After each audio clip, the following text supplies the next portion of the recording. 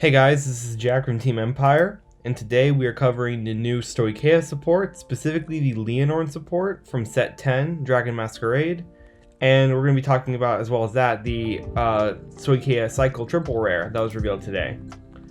So, let's get to it. The first one we have is the Lianorn support, which is the Sprouting Intimacy Amalia, who says, who's a grade 1, it says continues in regular circle during your turn if your vanguard is Servitude of Funeral Procession Leonor Masques.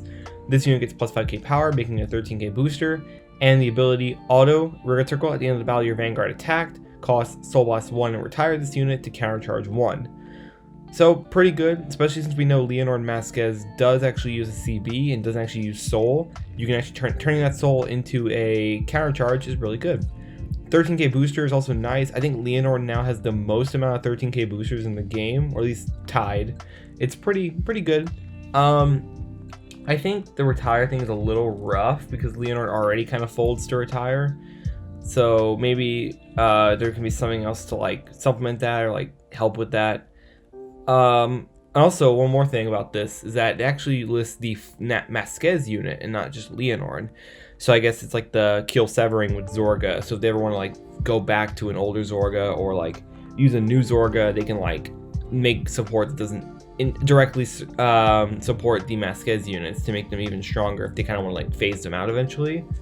But obviously we don't really have like a problem with that right now. So overall, pretty good card, but we need it in the context of the Masques unit, which is Servitude of Funeral Procession Leonor Masques, who says continuous, this card can only be ridden from a grade 3 with Leonor in its card name, so either the booster set Leonor or the trial deck Leonor, one of those two. And it says act Vanguard Circle once per turn, cost, remove a card with Leonor in its different card name from this unit from your hand, soul, or drop. Choose one grade 1 or less card from your drop, call it to Vanguard Circle, and choose one of your opponent's rear guards and retire it.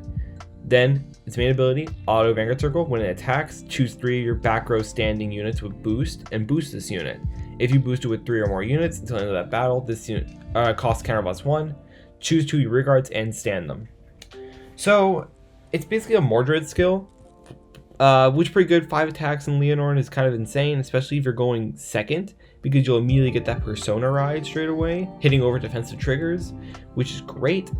And also, you can use Inlet Pulse in the build now. I mean, I know you could already use Inlet Pulse in Lianorn, but it was with a rear guard, so it was like less consistent. But now since the Vanguard restands cards, you can actually use Inlet Pulse, and yeah, I mean, Inlet Pulse is probably $50, so good luck getting those. Sorry guys. But overall, it's pretty, that skill is pretty interesting because you actually like lose something. It's like a trade-off. You lose the +1 drive, but you get 2 restands.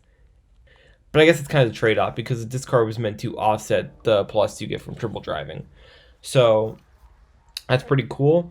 And actually, the boost is free. So you don't have to discard or Soul Blast anymore for it. So Leonor actually opens up a ton of space to use other cards, like the Baritone Girl, or I think it's Tuba Girl from set 6. I'll put her on screen so y'all can know what she is. Basically, when she boosts, she gets 2k power, and you can counterblast 1, Soul Blast 1 to draw a card. Pretty good, because now you don't use as much soul anymore, and you have a countercharger to help with the countercharge. And then that first ability, I forgot to talk about it, was also pretty good, you know? Calling basically revival, which is great, because Leonor does struggle against removal, and a little bit of removal. It's very nice. I think, you know, every deck should have a little bit of board control, so Leonor is no exception. I think this is a great Masques unit. I think it's really strong. It only gets stronger depending on what support we get in the future, but right now I think it's a pretty good Masques unit. And next up, we have the Love Binding Maiden Margaret, who is the generic Cycle Triple Rare for Stoicheia. She has the same ability as the other Cycle Triple Rares in this set. Auto, when it's discarded from your hand during your ride phase, costs Soul Blast 1, put this card on the bottom of your deck, and draw a card. Obviously great. It's a good skill for basically any Stoicheia deck besides like Zorga turn 1, because Zorga does want to Soul Blast a starter out using Rank or Chain, so you don't really want to do that, but you can like save that for next turn. And then any other deck's pretty good. You know, I could even see myself playing this in like Flagberg just to get the extra draw. You know, sometimes the extra draw do be kind of nice. And then finally, we have her second effect, which is auto when students placed in a Margaret circle. If you persona road this turn, cost counterblast 1, and your opponent cannot intercept until end of turn. Then all of your opponent's front row rear guards cannot stand during their next stand phase. So that's pretty interesting. So this is like it's like a Meg Colony kind of skill, but it's like a Neo Nectar card. Pretty weird looking, but or pretty weird.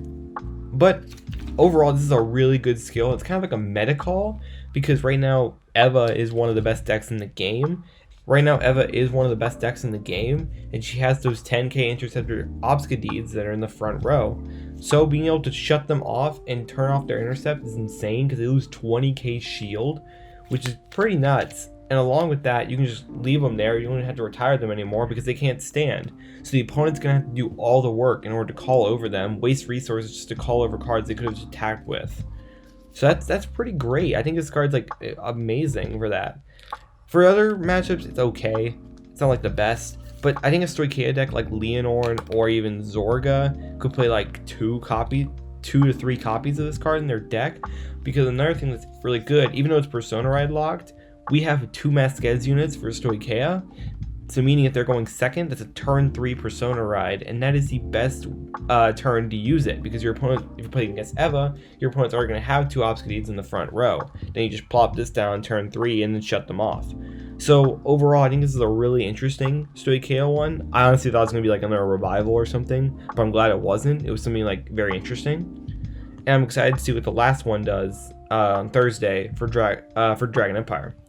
But yeah, that's pretty much it. We also got little reveals for the Lyrical units that will be revealed in Festival Booster 2023. So the first one is Festa Magica Willista, Holy Egg Festival Committee Head Clarissa, Holy Angel Blessing Celestial, Rondo of the Full Moon Felty Rosa, and finally Sing With Me Laura on a Roll. So it's going to be pretty exciting to see those within the next coming weeks. It's going to be pretty cool to see that. And I just want to say thank you guys for watching. I'll see y'all in the next one. Bye.